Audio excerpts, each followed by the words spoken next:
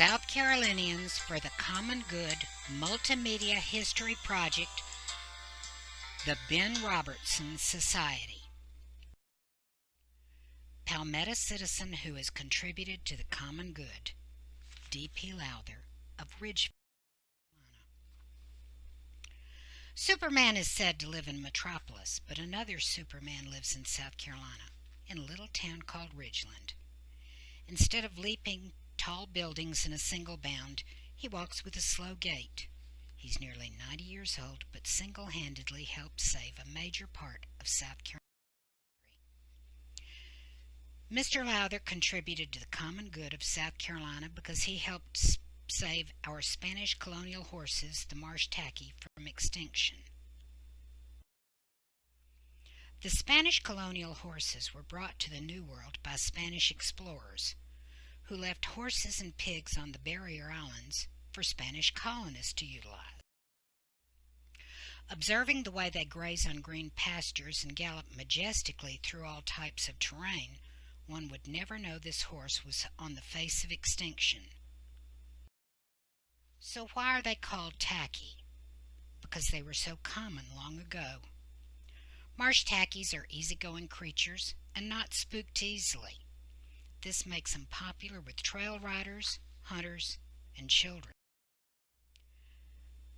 Mr. Lowther says they exhibit mainly solid colors and average 14 hands and under.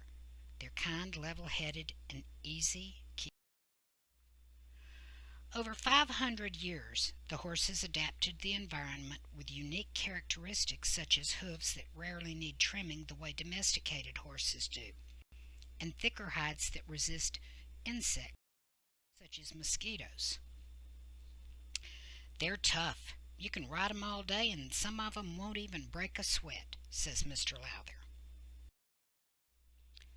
Then came technology. Tractors were more practical than horses for plowing, and residential areas sprouted up on Hilton Head, edging this wonderful horse out of its habitat.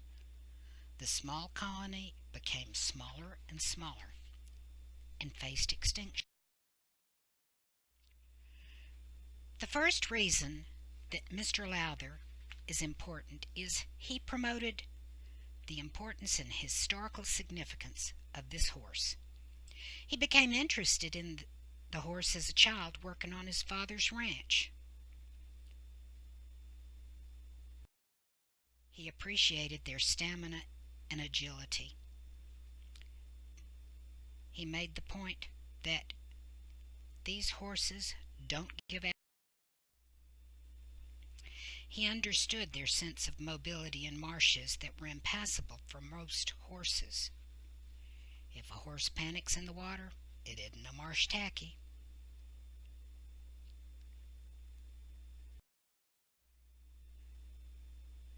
Mr. Lowther showed the history of this horse through our state.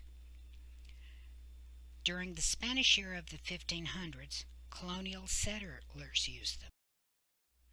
During the American Revolution, Francis Marion's men rode them. During the Civil War, they were ridden by black units along the coast. Because the Marsh Tacky was such a quality worker, it was often seen in every yard. The horses delivered mail, plowed fields, and brought people to visit.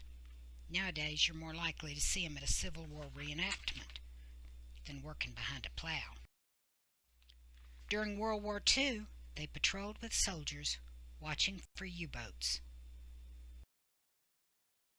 Mr. Lowther worked to prevent the extinction of the horse. He began bringing the Marsh Tackies to the mainland in the 1950s.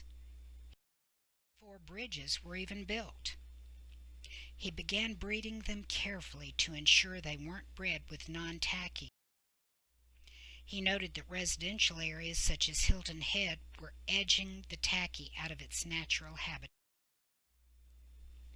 He helped found the South Carolina Marsh Tacky Association. He worked to promote awareness, preservation, and propagation of the horse.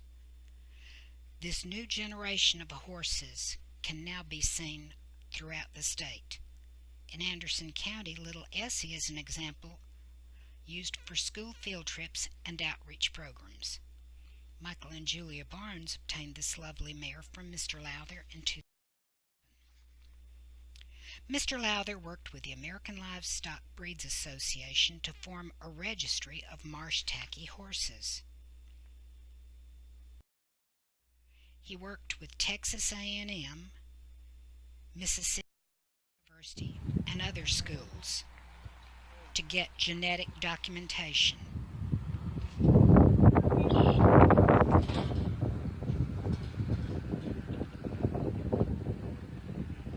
The breed has a special gait, now known as the Swamp Fox Trot.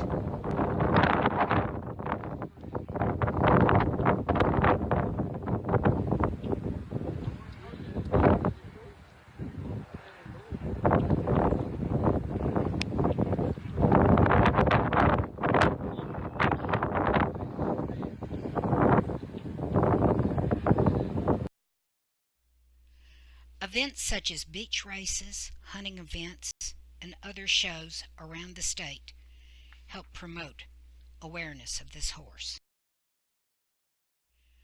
The third reason Mr. Lowther is important is that he worked to promote the breed as the state heritage horse. He said one of his greatest achievements was when the bill was signed in 2010, making the Marsh Tacky South Carolina's heritage.